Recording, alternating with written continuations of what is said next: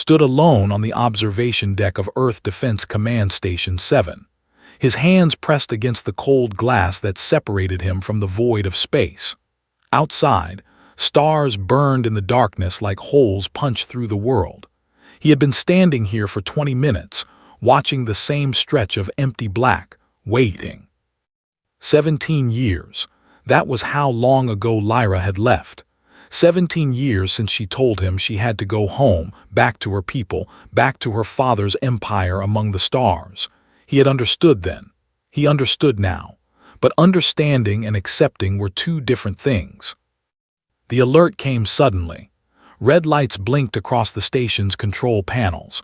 Warning tones sounded in the corridors. Did not move. He had been expecting this for days, ever since the first reports came in about the massive fleet moving toward Earth space. Lieutenant Kate rushed onto the observation deck. She was young, maybe 30, with dark hair pulled back tight and the sharp eyes of someone who paid attention to details. She was good at her job, had promoted her himself 2 years ago. "Captain," she said, breathing hard from running, "we are getting the transmission now. They want to speak with you, specifically with you, sir." The message came through in perfect English. "It is coming from the lead ship." Turned from the viewport. For just a moment, Kate saw something break in his face, some wall come down. Then he was the captain again, controlled and professional. "Put it on the main screen," he said. They walked back to the command center together. The station's primary control room was a circle of stations and screens. About 30 people worked here, monitoring space traffic, managing defenses, and tracking the thousands of satellites that protected Earth from above. All of them stopped what they were doing when they saw the captain walk in with Kate. The main screen flickered to life. She was exactly as remembered her and completely different at the same time. Lyra wore dark purple robes with silver threading that caught the light like water. Her skin was the color of deep twilight. Her hair, which had once been long and free, was now bound up with jewels and symbols of rank. The clothes were different. The jewelry was different. The authority in her face was different. But her eyes were the same. Those emerald eyes that had once looked at with love now looked at him across the distance of 17 years and thousands of miles of space. "Hello," she said. Her voice moved through the speakers like music through an empty room. "I am requesting permission to send down a shuttle for a personal meeting. I would like to speak with you before I speak with the Earth Council." Found that he could not speak for a moment. Around him, the other officers pretended not to notice. Kate watched him carefully, questions forming in her eyes. "Permission granted," said finally. His voice sounded strange to him, like it was coming from someone else's mouth. "I will meet you at landing pad 7. Come alone if possible." Lyra nodded slowly. "I will come alone. I will see you soon. It has been too long." The screen went dark. For a moment, nobody moved. Then the station returned to life as though nothing had happened. Kate placed her hand on his shoulder. "Sir, do you want me to call security? We do not know if this is safe. A member of an alien royal family meeting with you alone could be a security risk." "No security," said. "This is personal business, Lieutenant. I will handle it myself." Landing pad 7 was on the outer ring of the station, a wide platform that opened to the stars. Stood there in his dress uniform, which he had changed into after Kate's warning. He wanted to look like a captain, not like a broken man who had spent 17 years trying to forget someone who had clearly never forgotten him. The Zephyr Collective shuttle came in smooth and slow, descending from the stars like something from a dream. It was small, built for speed and elegance rather than cargo. The metal was silver and violet, the colors of Lyra's house. The ramp lowered. She walked down it alone. In person, Lyra was even more striking than she had been on the screen. She moved with the confidence of someone used to command, but there was something else in her walk too, something that reminded of the woman he had known. There was a slight hesitation as she approached him, a moment where the royal mask slipped just enough to show the person underneath. "Hello," Lyra said when she was close enough to speak without the speakers. "You look well. The years have been kind to you." "You look different," said. It was a simple truth. "You look like an empress." "I am going to be an empress," Lyra said. "My father is dying. He has been dying slowly for the past 5 years. The doctors say he has perhaps another year, maybe less. When he dies, the collective will fall to me. I will be the ruler of over 50 worlds and 10 billion people." Heard the weight in those words. He heard the burden that had been placed on her shoulders since the day she left Earth. "Why did you come back?" he asked. "Not to Earth, why did you come to me?" Lyra looked out at the stars, the same stars she must have looked at from 1,000 different places in the past 17 years. "Because Earth faces a threat," she said. "A great threat. The Empire is moving against the collective. They test our borders. They send ships to probe our defenses. My father believes they will attack within a year, and I realized that Earth was the only place in this sector where I could find allies who would understand what I need." "And what is that?" asked. "I need partners," Lyra said. She turned to face him directly now. "I need people who will stand with me not because they fear but because they believe in building something better than conquest and war. I need Earth." Felt the disappointment settle over him like a cold blanket. She had not come back for him. She had come back because she needed something. He should have known. The galaxy was too big and they were too small. But then Lyra reached out and took his hand. Her skin was warm, just as he remembered. Her touch was familiar in a way that made his chest ache. "I also came back because I have spent 17 years trying to be the kind of leader my father wanted me to be," she said quietly. "And I have realized that the person my father wanted me to be is not the person I want to be. That person was kind. That person was willing to see both sides of things. That person understood that strength without mercy is just cruelty. And I lost that person when I left you." Did not know what to say. "I'm not asking you to feel the same way I do," Lyra continued. "I am not asking you to go back to what we were, but I am asking you to help me. Help me save my people. Help me show them that there is another way. And maybe, if we survive what is coming, we can figure out who we are now in this new time, in this new place." Looked at their joined hands. He thought about 17 years. He thought about all the times he had tried to move on and found himself coming back to memories of her. He thought about the fact that the universe, despite its vastness, had somehow brought them back together at exactly the moment when they both needed each other again. "Tell me what you need," he said. "Tell me everything." Lyra smiled, and it was like the sun breaking through clouds. "I will," she said. "But first, I want to see Earth. I want to walk on the ground beneath the real sky. I want to remember what it felt like to be something other than a princess for just a few hours. Can you do that for me?" Took her arm and led her away from the landing pad, toward the docking bay that would take them to the planet below.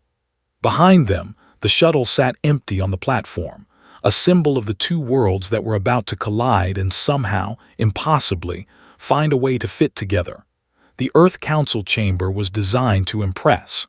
High ceilings arched overhead, painted with images of humanity's greatest achievements. The space station orbited far above the planet, and through the massive windows, Earth itself was visible, a blue and white sphere hanging in the darkness. Everything about the chamber was meant to say that humanity had made it to the stars and was proud of that fact. Lyra walked into the chamber and the room fell silent. She wore her formal robes, the ones that marked her as royalty among the Zephyr Collective. Her guards flanked her, two tall beings whose skin looked like it was made of clear crystal. Light passed through them in strange ways, making them seem almost like ghosts. But there was nothing ghostly about the weapons they carried. Secretary General sat at the center of the raised platform. She was an older woman, maybe 70, with gray hair and eyes that had seen a lot of the world and the stars beyond it. She had been Secretary General for 12 years, and she had dealt with alien visitors before, but nothing quite like this. Ambassador Hayes sat to her left. He represented the Asian coalition, which controlled about 30% of Earth's resources and military power. General Porter stood on the right side of the platform, his military uniform covered in medals earned over 40 years of service. They were the three most powerful humans on Earth, and they watched Lyra approach with mixed expressions of curiosity and caution. "Welcome," said formally. "We received your request for a diplomatic meeting. The Earth Council has gathered to hear what you have to say. Please tell us about your intentions regarding Earth." Lyra moved to the center of the chamber, the spot where petitioners and speakers stood before the council. She did not bow. She did not show submission. She stood like an equal, and the council noticed. "I come before you as the heir to the Zephyr Collective," Lyra began. Her English was perfect, but it had an accent that no one on Earth quite had. "I come not as a threat, but as someone seeking alliance. For 20 years, our two civilizations have maintained peace. We have traded goods and ideas. We have respected each other's borders and laws. That friendship is now at risk." Leaned forward. "At risk from what?" "From the Empire," Lyra said. "They are a military power based in the southern galactic sector. They have spent the past 50 years building up their military forces. They watch our borders like predators watching prey. My father's intelligence services have obtained evidence that they plan to attack the Zephyr Collective within the next year. They believe our civilization is weakening. They believe we are not willing to fight hard to defend ourselves." General Porter stood up. "That is your problem, not ours. Earth has no reason to get involved in wars between alien civilizations. We have enough problems at home." "You are right," Lyra said calmly. "You have no obligation to Earth's problems, but the will not stop at the Zephyr Collective. If they defeat us, they will control this entire sector of space. They will eventually reach toward Earth. What they will do then depends on whether they see humans as potential allies or as obstacles to remove." "Is that a threat?" Porter asked. "It is a warning," Lyra replied. "I do not come here to threaten you. I come here to offer you a choice. Stand with the Zephyr Collective now while we are strong. Help us defend ourselves against or wait and hope that the never reach toward your world. The choice is yours." Ambassador Hayes spoke for the first time. "What exactly would this alliance entail? What would we have to do?" "First, I request that Earth provide military support," Lyra said. 3 warships with crews trained in tactics and combat. I also request that you send military advisors to help coordinate strategy. In return, the collective will provide technology transfer, renewable energy systems, medical knowledge that will extend human lives by decades, agricultural improvements that will allow you to feed your growing population, and cultural exchange so that our two peoples can learn from each other. The council members exchanged looks. As Secretary General, had the final say on most matters, but something this big would need agreement from the other major powers on Earth. She knew this was just the beginning of the negotiation. "Your offer is generous," said, "but asking us to send military vessels into combat is a large request. Can you guarantee that our ships will not be destroyed? Can you guarantee that our people will come home?" "I cannot," Lyra said simply. "War is war. People die in war. Ships are destroyed in war. I can only promise you that we will fight alongside your people, not send them into battles we do not fight ourselves. And I can promise you that if you help us win, the benefits will be real and lasting." General Porter crossed his arms. "How do we know you are telling the truth about How do we know this is not some trick to get us to fight your wars for you?" Lyra pulled out a small device from her robes.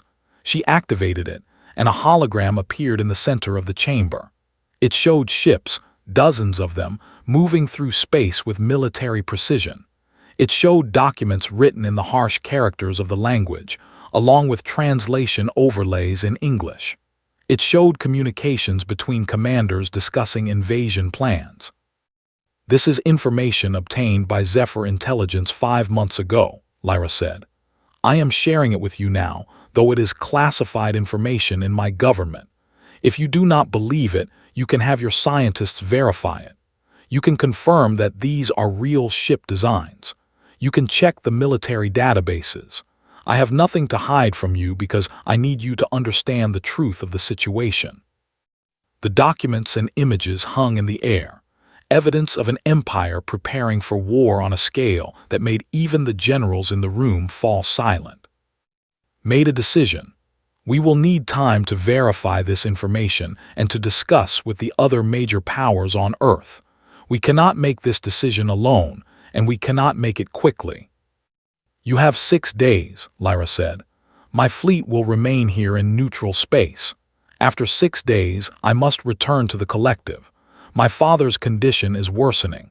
If you wish to be our allies, I will leave behind embassy officials who can continue discussions with you. And if we decide not to join your alliance, Ambassador Hayes asked. Then we remain at peace, Lyra said. We will still trade with you. We will still be neighbors in space. But we will face the alone, and whatever happens, we will face it without Earth's help. The Council did not like that answer, but they understood the truth in it. The session ended after another hour of questions and discussions. Lyra answered everything calmly and directly. She did not dodge questions. She did not make promises she could not keep. By the end, even General Porter seemed to believe that she was being honest with them. As she was leaving the chamber, waited for her in the corridor outside. He had watched the entire session from an observation room above the main chamber. He had seen how she handled the pressure, how she did not back down, how she made her case with facts instead of emotion. That was impressive, he said. I learned how to negotiate from my father, Lyra replied. But I learned how to be honest from you. Do you remember when you taught my people about human history? You always said that the greatest leaders told the truth, even when the truth was hard to hear. They walked together through the station's corridors, away from the council chambers and toward the quieter sections of the station. Why did you come here specifically? Asked. You could have sent a diplomat. Because I needed them to see that I was serious, Lyra said. Because I needed them to understand that this was not some distant crisis happening somewhere they could not see. And because I wanted to see you. I have spent 17 years being a princess, being a symbol, being a representative of my people. It gets lonely. You were the only person in the galaxy who ever knew me as just Lyra, not as the heir to the throne. Felt something crack inside his chest, something he had carefully kept sealed for years. Lyra. I know, she said.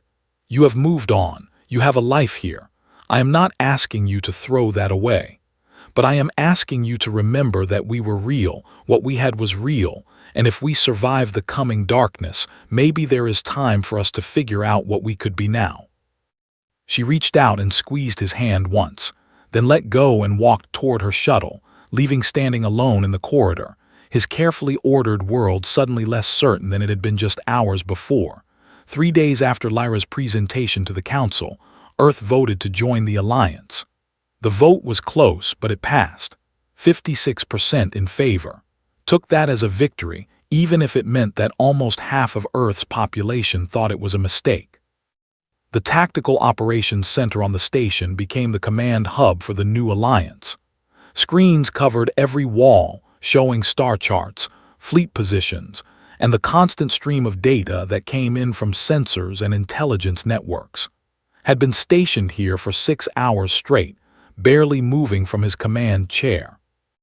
Admiral was old-school military. She had served for over 40 years and had no patience for politics or hesitation. She was thorough, precise, and she demanded the same from everyone who worked under her. When had heard that she was being assigned to help coordinate Earth's military involvement in the war, he had felt relieved. Could handle this. Now stood in front of the holographic display, her arms crossed, studying the data with an expression that made it clear she did not like what she was seeing.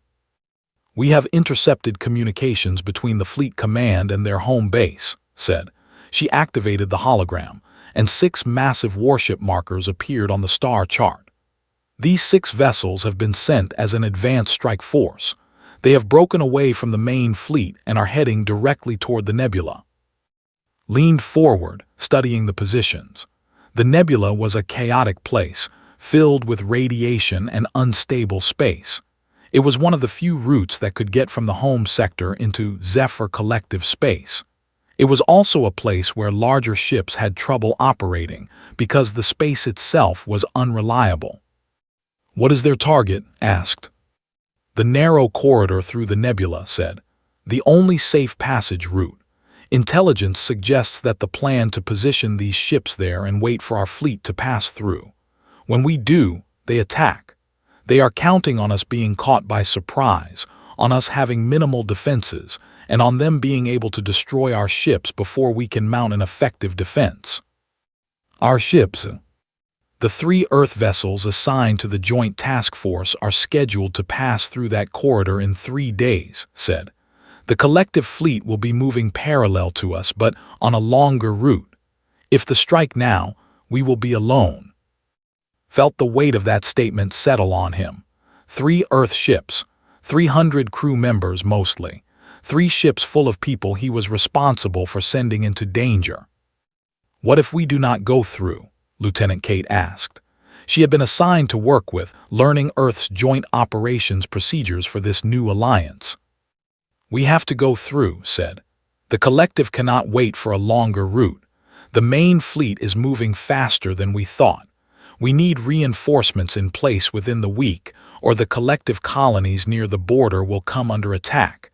If we do not go through, those colonies fall. Millions of people die." The implications were clear. There was no good choice here, only less bad choices. "What about going in with more firepower?" Kate suggested, "reinforcing the 3 ships with other vessels."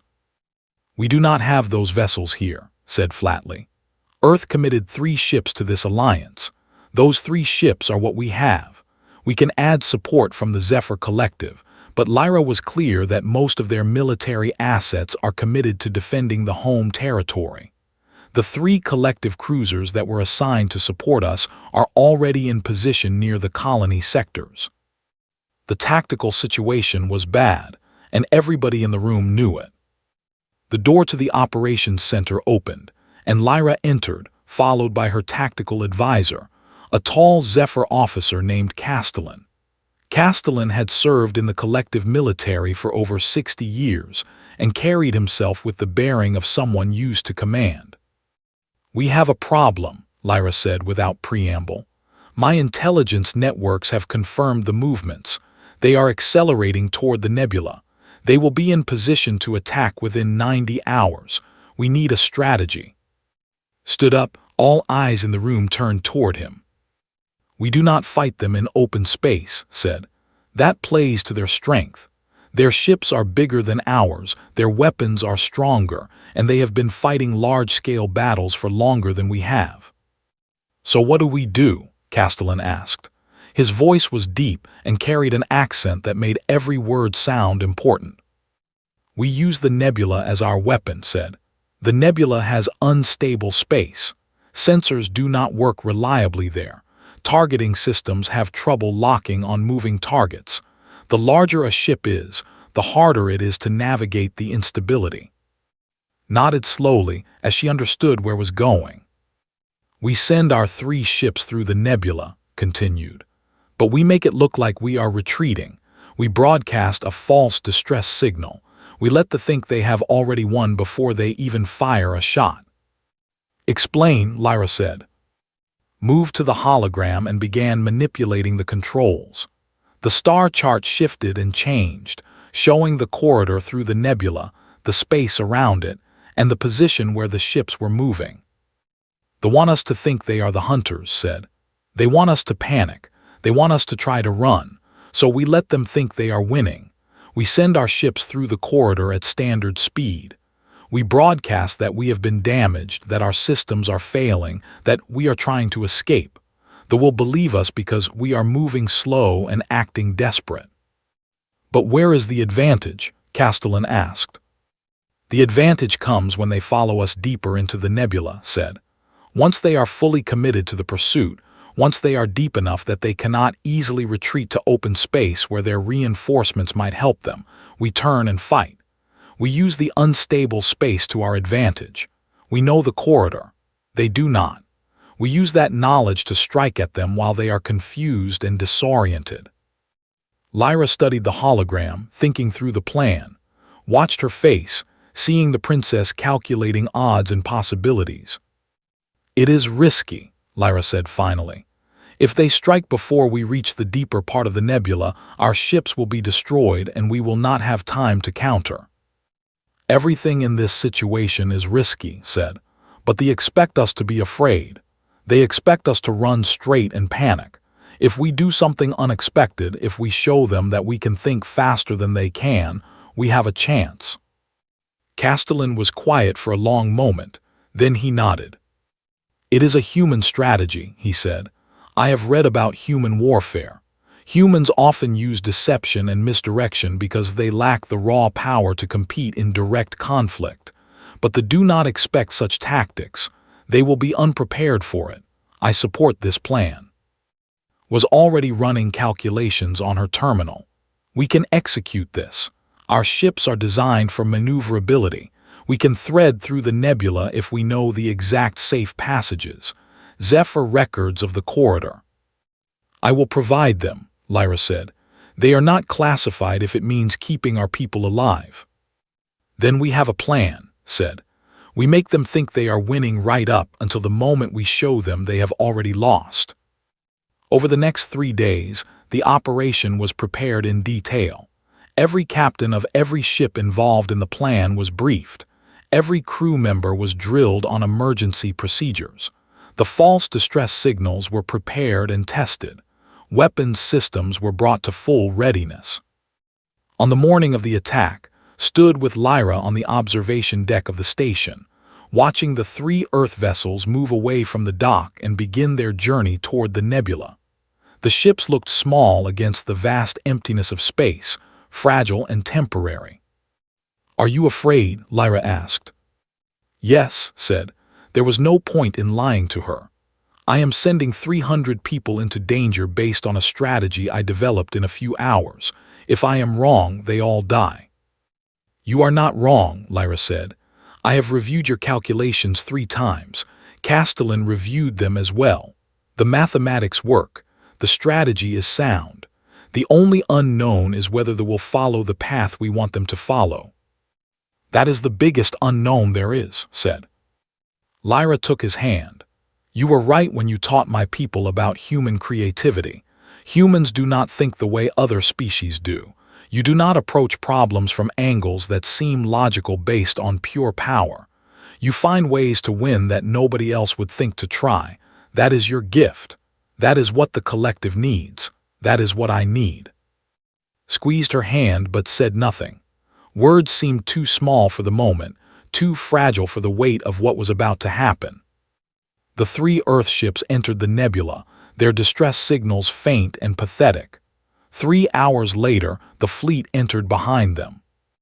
The hunt had begun. Captain David Stone sat in the command chair of the Earth Star, the lead ship of the 3-vessel formation moving through the nebula. The nebula was a nightmare of colors and radiation, a place where the laws of normal space seemed to break down. The showed swirling clouds of purple and green, crackling with energy that could tear a ship apart if the shields were not strong enough. Stone was a career military officer, 45 years old, with the scars and steady hands of someone who had been flying combat missions for 2 decades. He had been briefed on the plan by himself. He understood what they were trying to do. He also understood that if they did not take the bait, all 3 of his ships would be destroyed in the first moments of combat. "Maintain current speed," Stone ordered. "Keep the distress signal broadcasting. Make sure it sounds convincing." The communications officer, Lieutenant Sarah Mason, worked her console. "Signal is running, Captain. We are transmitting reports of shield failure, engine problems, and power loss, making it sound like we are barely holding the ship together." "Good," Stone said. "I wanted to think we are desperate and scared." Behind the Earth Star, the other 2 ships, The New Hope and the Pioneer Spirit maintained formation. They were moving slow, deliberately slow, making it look like they were struggling to maintain any speed at all. Their own false distress signals overlapped with the Earth stars, creating a picture of a small fleet falling apart in real time. 40 minutes into the transit, the ships appeared on the sensors. "Contacts," the tactical officer ensign reported. "6 warships bearing 270. They are moving to intercept course, speed increasing. They are accelerating hard." Stone's jaw tightened, but his voice remained calm. "All crew, this is the captain. We are about to engage the enemy. All hands to battle stations. I repeat, all hands to battle stations." The ship shifted as crew members moved to their assigned positions. Damage control teams took their places. Medical personnel prepared for casualties. Weapons crews warmed up systems that had only been theoretical threat targets until now. "They are hailing us," communications said. "They are demanding we surrender immediately." "Tell them we are willing to negotiate terms," Stone said. It was the lie had told him to broadcast. Every second that the spent hailing them was a second that the Earth ships could move deeper into the nebula. The ships grew larger on the visual display. They were massive, dwarfing the human vessels like predators approaching prey. Their hulls were dark gray, covered in weapon emplacements and armor plating. Nothing about them suggested elegance or design philosophy. They were purely military, purely functional, purely deadly. "Warships are accelerating to attack speed," reported. "All weapons are charging. Captain, they are moving for final attack run." "Now," Stone said quietly, "all ships execute Maneuver Alpha." The Earth Star's engines flared to full power. The ship wheeled sharply, rotating 180 degrees in space with a maneuver that they had not expected. The other 2 ships did the same, transforming from fleeing prey into attacking predators in a matter of seconds. The 3 Earth ships opened fire, all weapon systems blazing. Plasma bolts and missiles filled the space between them and the fleet. The first ship, the one closest to the Earth Star, had no time to react. It was moving too fast, too committed to its attack run, and the sudden switch from target to being targeted caught it completely off guard. A plasma bolt struck the ship's shield, then another. A missile detonated against the ship's armor, then another missile. The ship's shields flickered and failed. But they were warriors. They had been fighting wars for 1,000 years. They adapted instantly. The second warship wheeled sharply, its weapons systems tracking the Earth Star. It unleashed a devastating barrage of energy bolts. The Earth Star's shields flared bright as the impact struck home. "Shields are holding at 80%, the shield officer reported. "We are taking damage, but containment is good." "All ships move to positions 2 through 7, Stone commanded. "Use the nebula radiation as cover. Make use of the unstable space. The ships are too big to maneuver easily. That is our advantage." The 3 human ships dove into the heart of the nebula, threading through clouds of radiation and gaps in the unstable space with precision.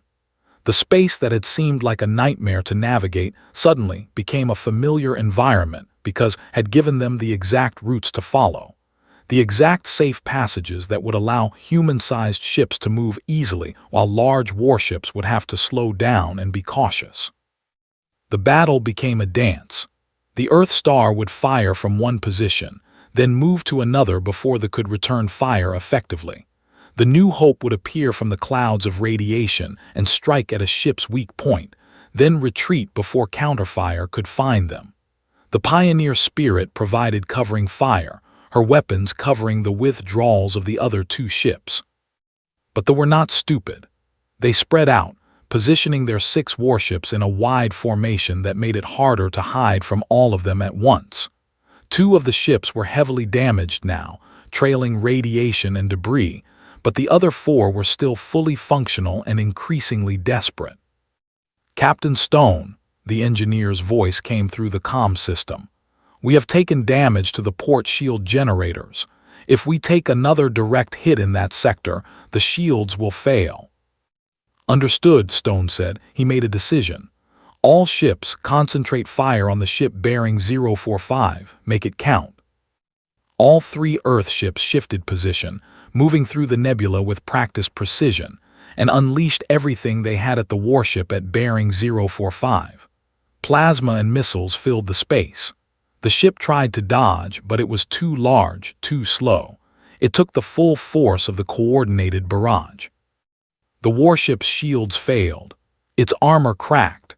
Internal explosions rippled across its surface as the human weapons found critical systems. The massive warship, which had been a threat moments before, became a wreck, its engines dead, its weapons silent. "One warship is falling back," reported, excitement creeping into his voice despite his training. "Captain, they are retreating." But the victory was not complete. 2 of the remaining warships wheeled around, their formation tightening. They moved toward the nearest Earth ship, the New Hope, with weapons blazing. "New Hope is taking heavy fire," the tactical officer reported. "Their shields are failing. They are requesting immediate support." Stone did not hesitate. Earth Star and Pioneer Spirit moved to intercept. "We do not leave anyone behind." The 2 ships accelerated toward the embattled New Hope. They threw everything they had at the pursuing warships, drawing fire away from their sister ship. It worked, but the cost was high. The Pioneer Spirit took a direct hit that crippled her left engine. The Earth Star's shields dropped to critical levels. Then suddenly, new sensor contacts appeared. "Zephyr Collective Forces entering the engagement zone," announced. "I count 6 collective cruisers moving to engage the remaining warships." Relief flooded through the bridge of the Earth Star. The collective fleet had picked up speed, racing through space faster than anyone thought possible, arriving at the exact moment they were needed most. The Zephyr cruisers were smaller than the warships, but they were fast and their crews knew how to fight.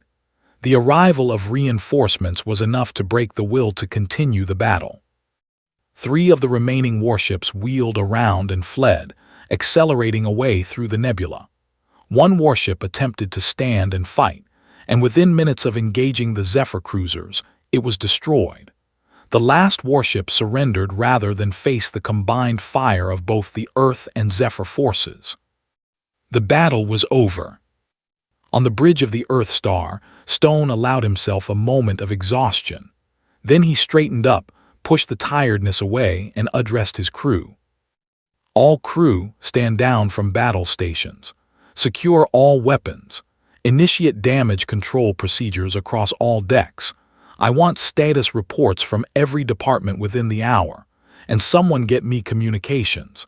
I need to speak with the captains of the New Hope and Pioneer Spirit, and I need to say thank you to the Zephyr forces that just saved our lives." The crew moved quickly, doing what they had been trained to do, doing what they had just proven they could do under fire. As Stone watched them work, he thought about the strategy that had worked, that had turned what should have been a massacre into a victory. 3 Earthships had faced 6 warships in the most chaotic environment imaginable. And they had won. Not because they were stronger, not because they had better weapons, but because they had been smarter, more creative, and more willing to fight for something other than just themselves. That Stone realized was what it meant when he talked about human creativity and courage. They had not just survived. They had learned, adapted, and overcame. The 3 damaged Earth vessels limped toward the Zephyr rendezvous point, where they would meet up with the fleet waiting to take them toward the collective. Behind them, the nebula was no longer a nightmare, but a place where humanity had proven it belonged among the stars. 3 weeks after the Battle of stood in the Imperial Garden of the Zephyr Collective's main palace. He had only been on the collective for 5 days, but it was already starting to feel real, not like a dream that might end if he opened his eyes at the wrong moment. The garden was unlike anything Earth had to offer. Plants that seemed to glow with their own light grew in organized rows. Water fountains pulled water up against gravity, defying the normal laws of physics with technology so advanced it might as well have been magic. The sky above was violet instead of blue, and 3 moons hung in the distance even though the sun was still high. Multiple moons orbiting the same planet. The first time had seen it, he had stopped walking and just stared like a fool until Lyra had taken his hand and laughed at him for it. She found him in the garden, as she always did now. He was becoming a constant in her life again, a familiar presence in a world that had become increasingly complex and demanding. Her father had taken a turn for the worse over the past week. The healers said he might have only days now, not weeks or months. "I have been looking for you," Lyra said. She wore lighter clothes now, not the formal robes, but simple garments that let her move freely. Her violet skin seemed to glow in the strange light of the 3 moons. "The physicians want to speak with us. They say my father is asking for me. They think he is preparing to pass the crown." Felt the weight of that statement. Lyra was about to become the empress of a civilization that spanned hundreds of worlds and billions of people. She was about to carry a burden so heavy that most people would break under it. And somehow, against all logic and reason, she had asked him to help her carry it. They walked to the medical chamber together. The palace was vast, full of corridors that twisted in ways that seemed impossible given the external architecture. Was still not entirely sure how the building even worked. Lyra navigated it without thinking, moving through spaces her body remembered even if her mind was focused on what was coming next. Her father was dying in the way that very old beings die, not suddenly but gradually, like a light slowly dimming. Emperor had ruled the collective for over 300 years. He was not young by any measure. His reign had been long and relatively peaceful, but it was ending. When Lyra entered the medical chamber, the Emperor opened his eyes. They were the same emerald as Lyra's, but faded with age and exhaustion. "My daughter," the Emperor said. His voice was thin, barely more than a whisper. "And the human, good. I wanted to speak with both of you." Lyra moved to her father's bedside and took his hand. Remained a respectful distance away, uncertain of his place in this moment between a father and daughter. "You are wondering if you should be here," the Emperor said, looking directly at. "I want you here. Lyra, tell me, will you take him as your consort when you take the throne?" Lyra's entire body went rigid. "Father, I cannot ask that of him. His people are on Earth. His life is there. I cannot ask him to give that up." "You are not asking," the Emperor said. I am asking this human captain if he will stand beside my daughter when she becomes empress. I am asking if he will help her bear the weight of the crown. And I am asking, finally, if you love her."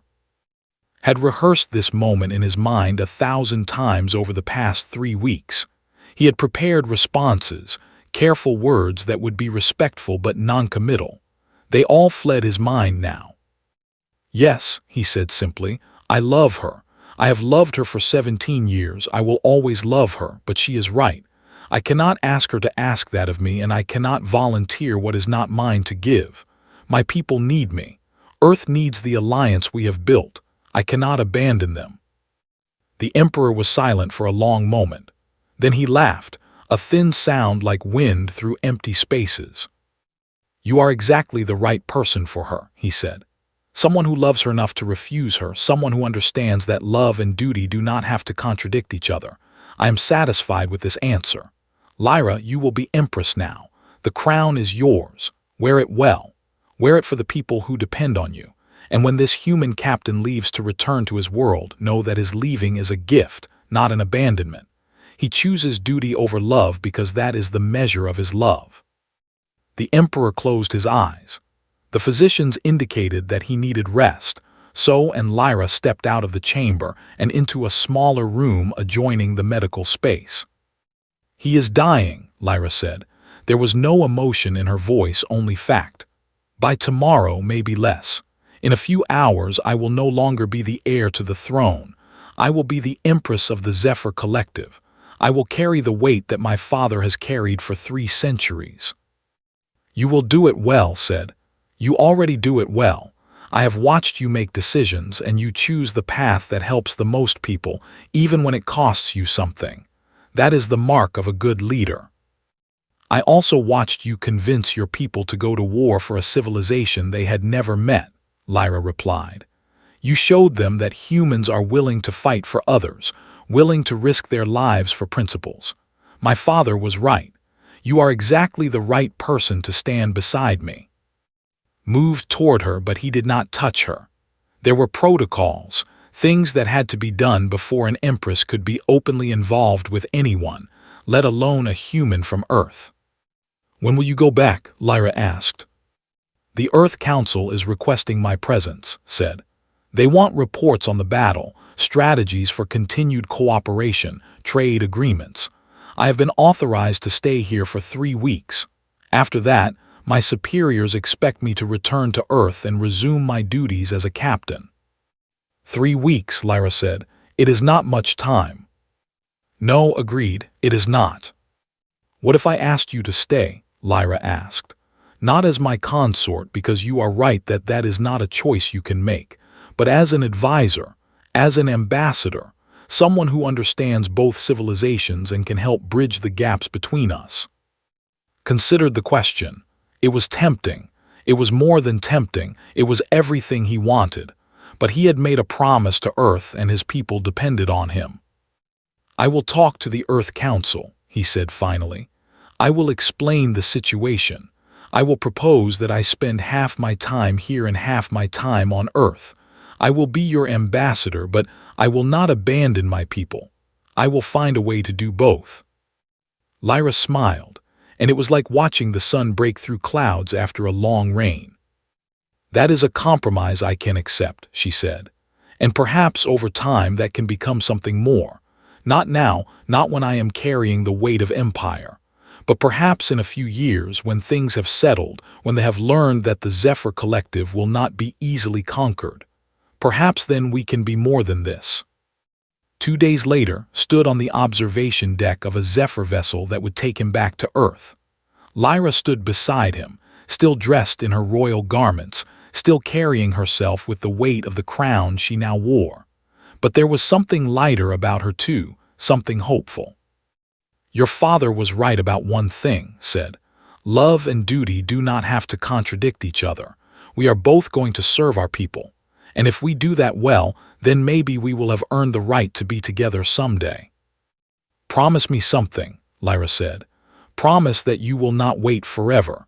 Promise that you will come back, not just as an ambassador, but as someone willing to build a life here with me. Promise that you believe we might have a future together. Took her hand. I promise, not now but someday, when Earth is secure, when your empire is stable. Someday we will finish what we started 17 years ago. The ship's departure horn sounded. It was time for to go back to Earth, back to his duties, back to the world that had birthed him. But he no longer felt like he was leaving something behind. Instead, he felt like he was moving forward, toward a future that had seemed impossible just weeks before. As the ship pulled away from the Zephyr Collective station, watched the planet fall away beneath him, watched the 3 moons spin in their orbits, watched Lyra standing on the observation platform, watching him go. 17 years had passed since she left him. He did not know how much time would pass before they could truly be together. But for the first time in those 17 years, he knew that time was working in their favor, that the universe was not separating them but slowly, carefully, bringing them together. He turned from the viewport and made his way to the communications center. He had a report to prepare for the Earth Council, peace treaties to discuss, and the beginning of a new age where humans and the Zephyr Collective would no longer be merely neighbors in space, but allies in the truest sense. And when that work was done, when Earth was secure and the threats from the had been contained, he would go back to her. He would finish what they had started, because love was not something that died over 17 years. It waited. It grew. And when the time was right, it bloomed into something even more beautiful than it had been before. Outside the ship, space stretched out infinite and full of possibility. And somewhere in that vast darkness, Lyra looked at the stars and smiled, knowing that he would return, knowing that they would find a way to be together, knowing that the best stories are not the ones that happen quickly, but the ones that are worth waiting for.